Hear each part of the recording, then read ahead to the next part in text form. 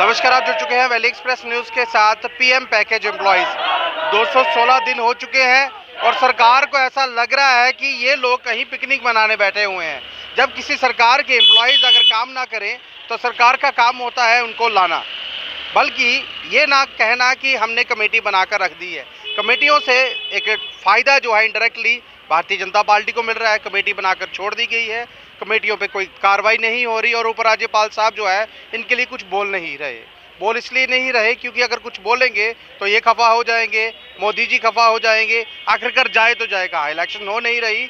ये 216 दिन से प्रदर्शन कर रहे हैं। ये आए थे अपनी जान बचाने के लिए, यानी कि जम्मू में ही सेफ हैं। कश्मीर में टारगेट किलिंग्स आपको पता है, लगातार फतवे जो है वो जारी किए जा रहे हैं। आप आइए तो सही, आपका वेलकम किया जाएगा, ये उन लोगों द्वारा कहा जा रहा है। चलिए इनसे बात करते हैं। टारगेट किलिंग्स के जो फतवे जारी हो रहे हैं, क्या ये सरकार को दिख नहीं रहे या सरकार देखना नहीं चाहती? सरकार इग्नोर कर रही है। इग्नोर कर रही है। क्योंकि अगर आप देखेंगे कि जो टारगेट किलिंग्स का सिलसिला है पिछले एक साल में 24 से 26 हो गई है, पर्टिकुलरली समुदाय एक रिलीजन की। वजह एक ही है कि ये हिंदू है और कोई वजह तो है नहीं। इसने पत्थर उठाया नहीं, इसने कुछ ऐसा किया नहीं कि जिससे किसी को हताहत हो जाए।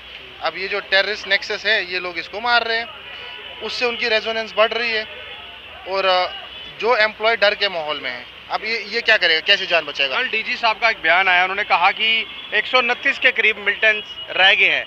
ये वही डीजी हैं जो अपना उपराज्यपाल साहब के साथ खड़े थे, कह रहे थे कि आखिरी कील ठोका जाएगा। आखिरी कील किसको ठोकेंगे ये? देखिए, बहुत सही बयान दिया है। अगर वो अपना काम सक्षम तरीके से कर रहे हैं, 129 रह गए हैं, तो जाहिर सी बात है वो जीरो भी कर सकते हैं। जब जीरो कर देंगे, अनाउंस कर दीजिए, हम लोग भी सारा अपनी ड्यूटीज रिज्यूम कर लेंगे। लेकिन तब तक आप लोग जो सैलरी बंद के देखें कि एम्प्लॉइज़ को कहीं ना कहीं रोकने के लिए सैलरी, देखिए रोका जा रहा है, सैलरी नहीं आएगी तो आप नौकरी नहीं करेंगे। अगर आपको सैलरी नहीं दी जा रही, कहीं ना कहीं फैमिली तो इस वक्त परेशान है ना। वो तो जाहिर सी बात है, एक महीना बंद कर दोगे तो कॉम्प्लिकेशंस इतनी बढ़ जाती है, क्योंकि पैरेलली आपने फाइनेंशियली एस्पेक्ट्स बड़े प्लान किए होते हैं। आप सबसे पहले अगर आप बेसिक की बात करेंगे, बेसिक एस्पेक्ट्स जिसमें बच्चों की एजुकेशन आ जाती है, पेरेंट्स की एलिमेंट्स आ जाती हैं और जो डे टू डे रूटीन खर्चे आ जाते हैं। और आप पैरेलली दूसरे एस्पेक्ट्स की बात की जाए जिसमें लोगों ने लोन्स भी लिए होते हैं, अगर आप वो पे नहीं करेंगे तो जो इंश्योरेंस भी होते हैं, हाँ, हेल्थ इंश्योरेंस, कार, सब आपका स्टेक पे लगा हुआ है। और वो लोग तो घर पे भी आ रहे हैं। अब काफ़ी जगह बैंक वाले लोग घर पे आए हैं कि आप लोग डिफ़ॉल्टर की सूची में आ गए हैं। अगर हम लोग डिफ़ॉल्टर है, लेकिन कोई भी ये बात नहीं समझ रहे, हम शौक से डिफ़ॉल्टर नहीं है।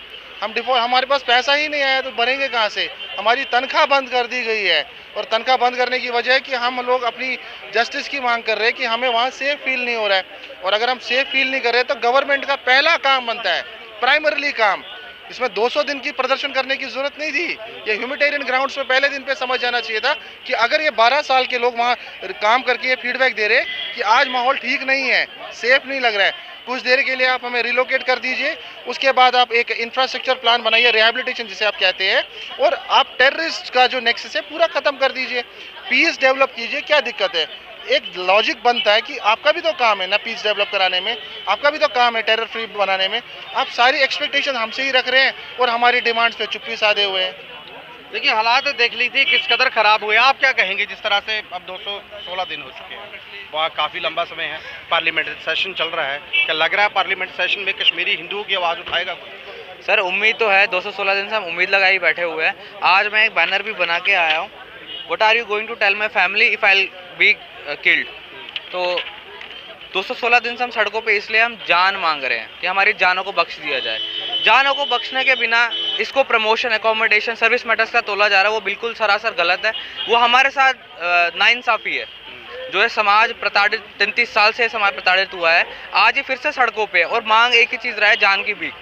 अगर इसके बाद भी सरकार मूर्खदर्शक बन के बैठी रहेगी और एक एक का जाने का इंतज़ार करेगी, मरने का, तो इससे दुखद, इससे विवशता, इससे विडंबना हल नहीं होगा, बढ़ेगा। देखिए विडंबना कहीं ना कहीं बढ़ रही है और 216 दिन से ज़्यादा का वक्त हो चुका है। और यहाँ देखिए इस वक्त मैं आपको बता दूँ, दूसरी ओर पीछे ये सभी लोग जो हैं ये यहाँ पर प्रदर्शन कर रहे हैं और कहीं ना कहीं 216 दिन का काफ़ी लंबा समय और यहाँ पर प्रदर्शन करते हुए नजर आए। चलिए इनसे भी बात करूंगा। पार्लियामेंट सेशन शुरू हो चुका है, क्या लग रहा है देखिए जो पावर में है 300 प्लस के आंकड़े में वो तो बोलेंगे नहीं आपकी बात, क्योंकि वो ये बता रहे हैं जम्मू कश्मीर कुछ तरक्की की ओर बढ़ रहा है। लेकिन जो लोग आपके साथ इस वक्त पावर में नहीं है, क्या वो आपकी आवाज़ उठाएंगे? 216 दिन काफ़ी लंबा समय है। बिल्कुल, देखिए जी, हमारे पास वो सभी आए जो पावर में नहीं है अभी, बाकी जितनी भी पॉलिटिकल पार्टीज वो सभी हमारे पास आए और उन्होंने माना कि आपकी जो डिमांड है वो जस्टिफाइड डिमांड है। और उन्होंने भी अपने अपने माध्यम से, जैसे श्री विजय बकाया जी, उन्होंने प्रेस कॉन्फ्रेंस की, या बहुत लोगों ने ऐसे प्रेस कॉन्फ्रेंस करते हुए ये कहा कि इनकी जो डिमांड है वो जेन्युइन डिमांड है और सरकार को चाहिए कि अभी के हालात में वो डिमांड को सुना जाए। बकाया जी से मैंने पर्सनली बात की थी, मैंने कहा एक और टारगेट किलिंग का फतवा जारी हो गया है, कहा यह जा रहा है कि इनको कश्मीर भेजेंगे। मैं जब तक आप नोटिस निकालते हैं नौकरी के साथ साथ ये भी कह दीजिए ना, एक और चीज़ ऑर्डिनेंस में डाली है, सेफ्टी हम देंगे, आप नौकरी करने आइए। आप सरकारी मुलाजिम थे, कोई प्राइवेट मुलाजिम नहीं थे, लेकिन सैलरी रोक कर कहीं ना कहीं आपको भी डिफॉल्टर की सूची में जो है सरकार ने सब डाला है। देखिए, हम यही कह रहे हैं कि सरकार को चाहिए, पहले भी हमसे जो वादा किया गया था सिक्योरिटी का कि आपको सिक्योरिटी और सेफ्टी और सिक्योरिटी दी जाएगी, लेकिन सरकार 12 साल में वो विफल हो गई। अभी अगर सरकार ये कहती है कि आप ऐसा करिए, देखिए CSR के अकॉर्डिंग अगर वो चलते हैं, वो कहते हैं सैलरी जो आपकी है उन्होंने बंद कर दी क्योंकि आप ड्यूटी नहीं गए।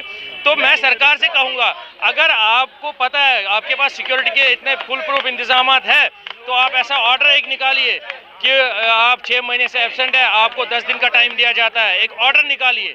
आप LG साहब से मैं कहता हूँ कि आप सर ये ऑर्डर निकालिए कि आप 10 दिन के अंदर ड्यूटी से रिज्यूम करिए। भारतीय जनता पार्टी ने कमेटी गठित की थी जिसमें बड़े बड़े लीडर जो थे वो थे, लेकिन उस कमेटी का क्या बना? क्या कमेटी की कोई रिपोर्ट आ रही है? वो देखिए, कमेटी जो है वो भारतीय जनता, एक पॉलिटिकल पार्टी ने अपनी तरफ से वो ऑर्गेनाइज करी थी, लेकिन जो उस पॉलिटिकल पार्टी ने ग्राउंड पे जाके भी दिया, उन्होंने अपनी रिपोर्ट जो है वो सबमिट कर दी। अब उनकी रिपोर्ट को क्यों नहीं सुना जाता है? देखिए, ये बड़ी विडंबना है। ये बीजेपी की सरकार है, बीजेपी के जो यहाँ के स्टेट के हेड है रविंद्र रैना जी साहब, वो कहते हैं, वो मानते हैं हमारी डिमांड जो है जस्टिफाइड है, वो कहते हैं आपकी जान को वहाँ खतरा है, लेकिन एडमिनिस्ट्रेशन LG प्रशासन नहीं सुन रहा है। ये तो नहीं चल रहा कि स्टेट जो पार्टी है यानी कि रविंद्र रैना साहब के साथ जो लोग हैं वो मानते हैं, लेकिन जो बड़े बड़े केंद्रीय मंत्री हैं वो नहीं मानते। बिल्कुल, देखिए जो राज्य के ये है तो वो मानते हैं, लेकिन जो केंद्र में बैठे हैं, या तो गलत फीडिंग जा रही है उनको,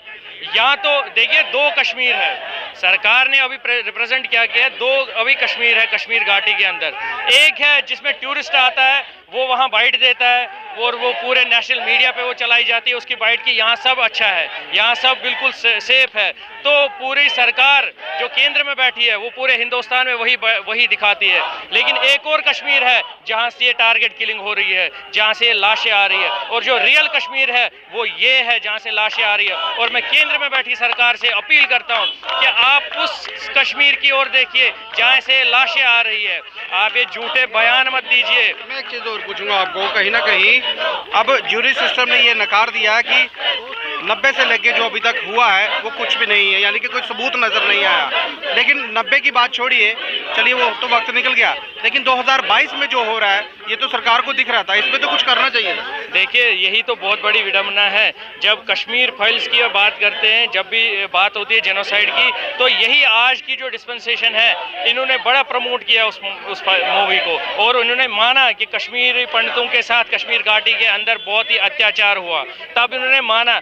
अब जब इनके राज्य में, इनके जो राज्य में, इनकी सरकार में सेम वही हो रहा है जो 90 के दशक में हुआ, सेम वही आज फिर से हो रहा है, तो आज क्यों ये आंखें मूंदे हुए बैठे हैं? आज क्यों ये चुप है? इलेक्शन के दौर में गुजरात में कश्मीरी हिंदुओं को भी कहीं ना कहीं एक बोलते हैं ना कि इलेक्शन का मुद्दा बनाया हुआ था, आपके नाम पर इलेक्शन जीती जा रही है, लेकिन आपका मुद्दा हल नहीं किया जाए। बिल्कुल, देखिए हमें एक पॉलिटिकल टूल की तरह यूज़ किया गया है। चाहे आज की भारतीय जनता पार्टी की सरकार ने हमेशा जब भी कुछ होता कहीं इलेक्शन, तो कश्मीरी पंडित का गाना गाया जाता है, कश्मीरी पंडित जो है वो वहाँ सेफ नहीं थे, इनको हमने ये चीज़ दिया, इनको वो चीज़ दी, इनको हमने सेफ्टी एंड सिक्योरिटी प्रोवाइड कराई। लेकिन जब असलियत आती है, जब करने का समय आता है, जब आपके पास पावर आती है, लेकिन तब आप बिल्कुल विफल हो जाते हैं ये सब करने में। देखिए, पार्लियामेंट सेशन चल रहा है, 300 प्लस का आंकड़ा इनके पास है, कहीं ना कहीं कश्मीरी हिंदुओं का जो मसला है वो हल करने के लिए सरकार ऐसे विफल होती हुई नजर आ रही है।